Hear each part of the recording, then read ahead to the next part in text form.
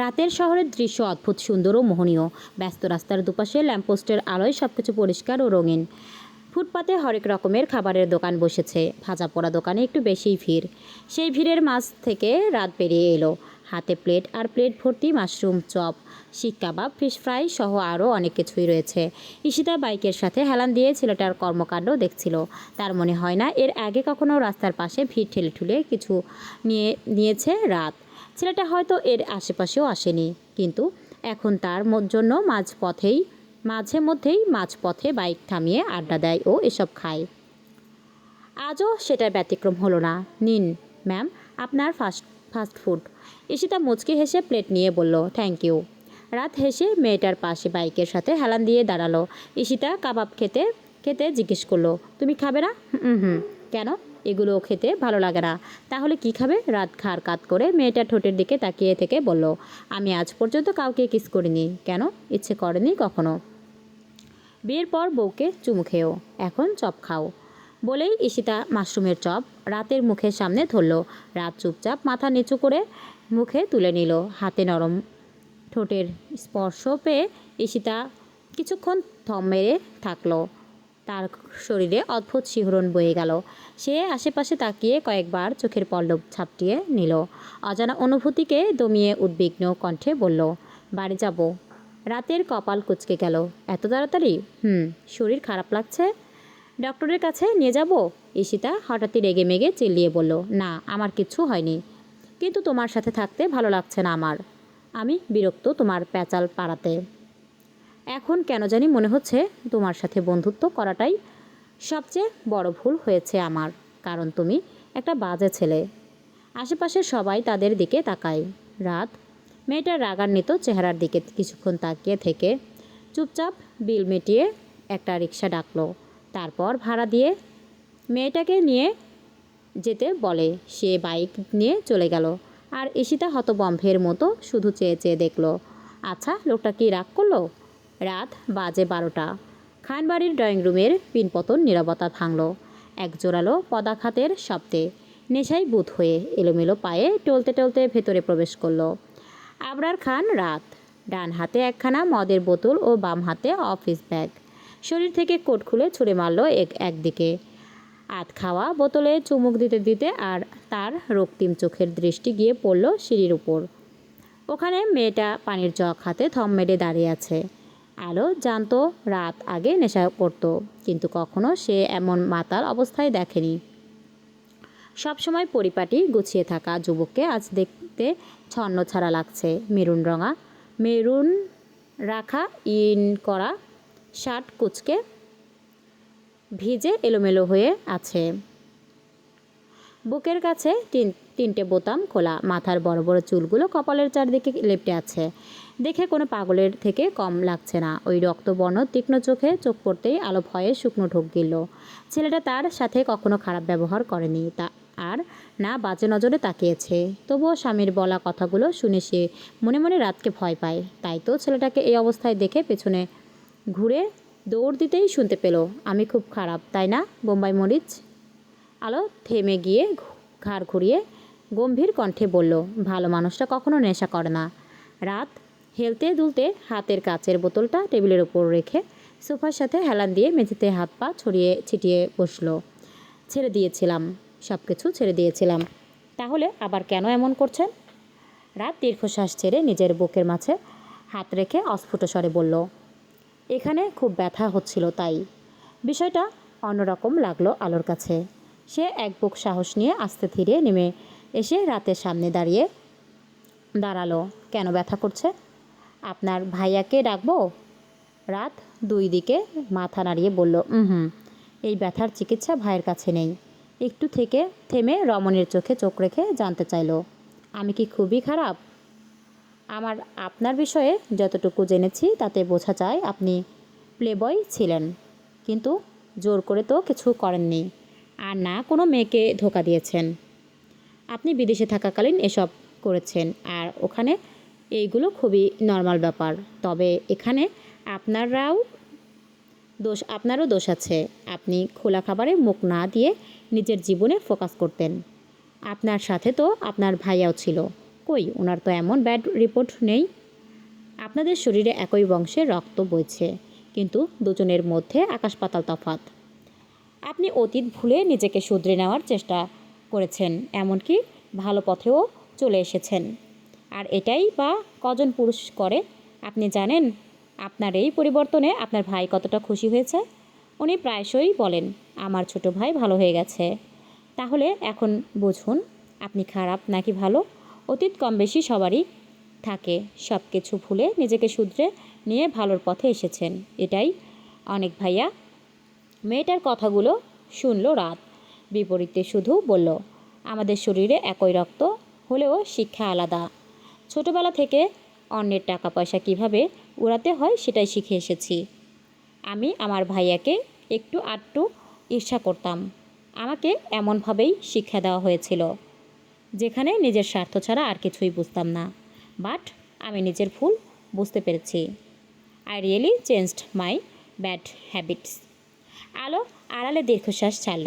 জীবনে ভালো মানুষ হতে গেলে সর্বপ্রথম সুশিক্ষার প্রয়োজন, নয়তো এমন স্বার্থপরই তৈরি হবে ব্যক্তি। আপনি হাজার চেষ্টা করেও একজনের চোখে ভালো হতে পারলাম না, বোম্বাই মরিচ পারলাম না। বিড়বিড় করতে করতে রাত ঘুমে ঢলে পড়ল। আলো পানির জগ রেখে হাতের কাছে আসতে চাইলে টের পেল সিঁড়ি বেয়ে কেউ নামছে।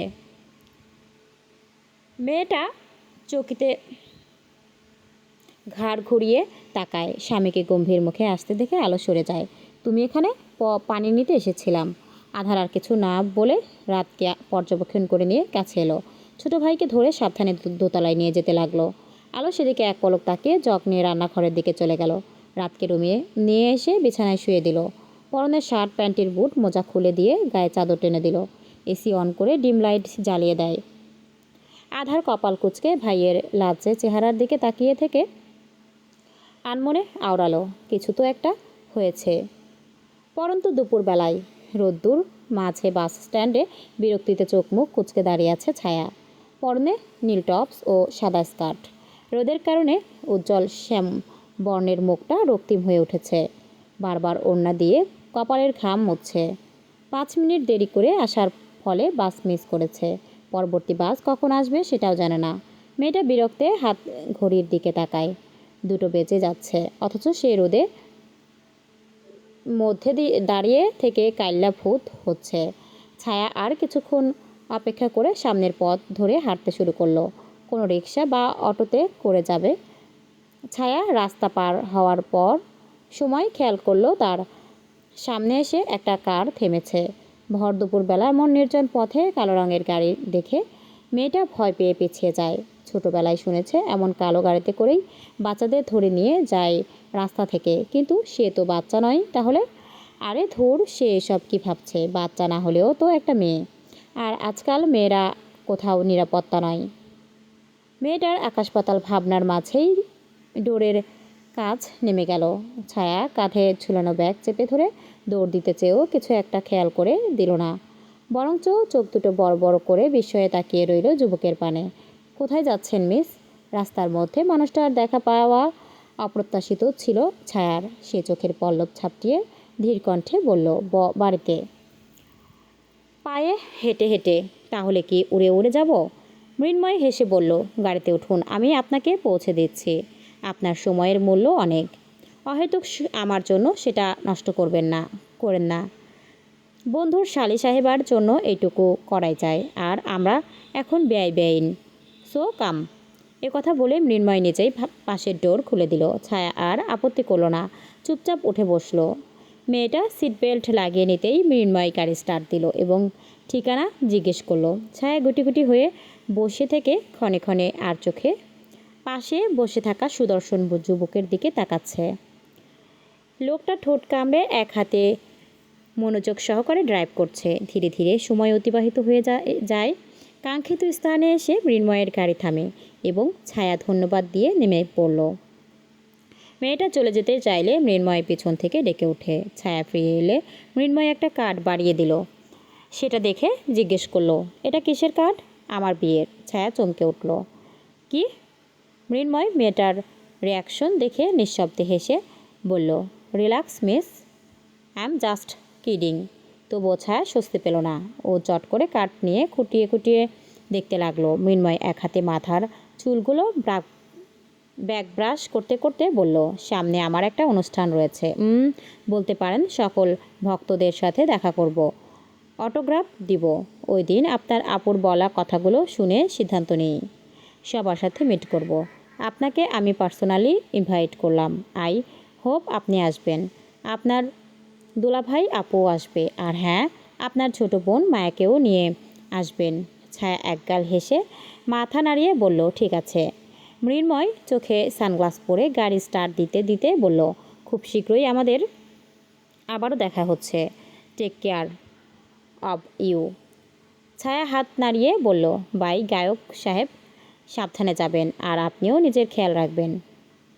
আজ রাত অফিসে যায়নি, সারাদিন ঘুমিয়ে পার করেছে।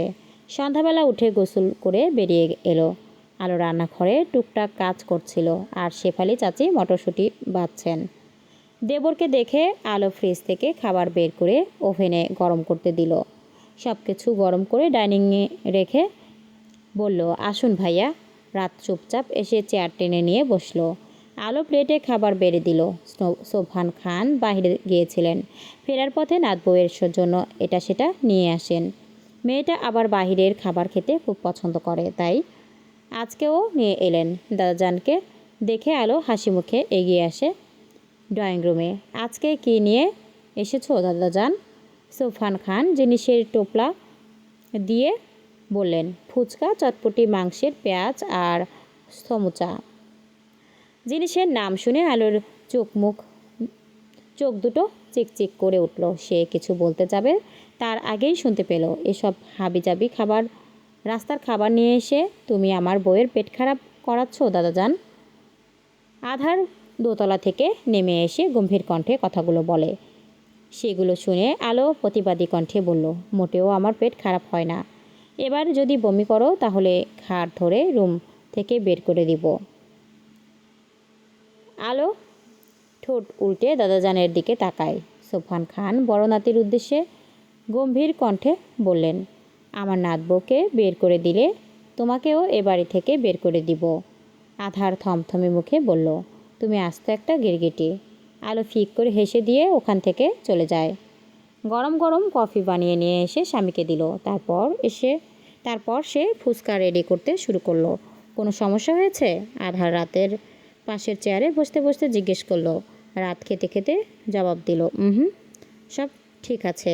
আধার আর কিছু বলল না, শুধু নিজের বউয়ের দিকে তাকিয়ে রইল।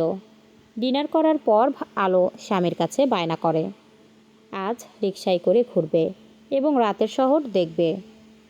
আধার সোজাসাপটা না করে দেয়, কারণ তার ভার্সিটির জরুরি কাজ আছে এবং এটাও বলে অন্য কোনো সময় নিয়ে যাবে।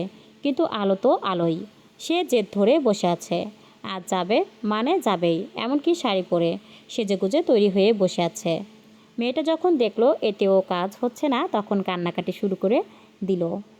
তার কুমিরের কান্নার কাছে আধার আত্মসমর্পণ করে। বউকে নিয়ে ঘুরতে বেরিয়েছে, নয়তো তাকে শান্তিতে থাকতে দিবে না মেয়েটা। আজকাল একটু বেশি জেদ তেরামি করছে। রাতের আধারের নিস্তব্ধতার মাঝে নির্জন পথ দিয়ে স্বামীর হাতে হাত রেখে হাঁটছে আলো। অন্য হাতে একগুচ্ছ গোলাপ। একটু আগেই রিকশায় করে দুজন মিলে শহর ঘুরেছে। আপাতত এখন হেঁটে হেঁটেই বাড়িতে ফিরছে। খুশি হয়েছ? আলো একগাল হেসে মাথা নাড়িয়ে বলল, খুব। আধার মুচকি হেসে হাত ছেড়ে দিয়ে শাড়ি ভেদ করে কোমর চেপে ধরে নিজের সঙ্গে মিশিয়ে নিয়ে বলল, এত দূর পথ হেঁটে যেতে পারবে? এখনই তো পা ব্যথা করছে। তাহলে রিকশায় উঠলে না কেন? আপনার সাথে হাঁটবো তাই। ঠিক আছে চলো। মাঝপথে এসে আলো কোমর চেপে ধরে থেমে যায়। তার পা জোড়া আর চলছে না। মনে মনে নিজেকেই ইচ্ছে মতো বকাবকি করলো, শুধু শুধু জেদ করে। জুতো খুলো। স্বামীর কথা শুনে আলো চোখ দুটো বড় বড় করে তাকায়। সেটা দেখে আধার বিরক্তিতে বলল, এমনভাবে তাকিয়ে আছো যেন তোমাকে আমি শাড়ি খুলতে বলেছি। আলো কিছু না বলে হিল জোড়া খুলে দিল। সে বুঝতে পারছে না এই লোকটা তার জুতা নিয়ে কি করবে। ভাবনার মাঝেই সে নিজেকে শূন্যে অনুভব করলো। আলো চমকে উঠে দু হাতে স্বামীর গলা আঁকড়ে ধরে বিস্ময়ে তাকায়। এটা কি করেছেন আপনি?